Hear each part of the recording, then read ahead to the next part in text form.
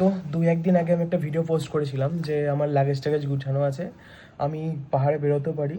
মানে আমার একাদশী দিন বেরোনোর প্ল্যান ছিল, তো সেই একাদশীর দিন বেরোনো আর হয়নি। তো পরে ভেবেছিলাম ব্যাগ প্যাক করা থাক, ওয়েদার একটু ঠিক হবে তারপর যাব। তো 2-3 দিন থেকে যারা পাহাড়ের নিউজ কন্টিনিউয়াসলি ফলো করো তাহলে অবভিয়াসলি জানো, প্রথমে দুধিয়া ব্রিজ ভাঙলো, তারপর তাবাকশি একদম তাওয়া হয়ে গেছে। তাবাকশিতে আমাদের মোটর স্টপ মুর্শিদাবাদের একটা দুটো দাদা ফেসেছিল, তো তাদের মানে একদম অবস্থা পুরো খারাপ বলতে পারো একদম।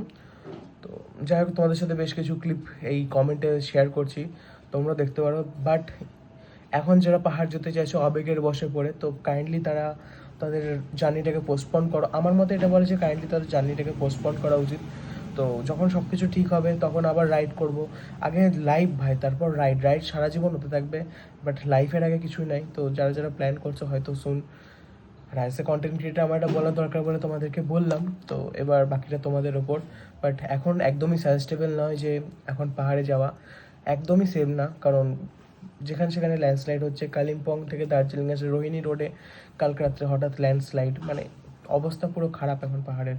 তো যারা যারা প্ল্যান করেছো বা যারা যারা আছো তাদের জন্য শুভকামনা, যারা তারা ভালোভাবে বাড়ি ফিরে আসতে পারে। এবং যারা যারা আছো প্লিজ বি সেফ, যাওয়ার আগে দুবার ভেবো।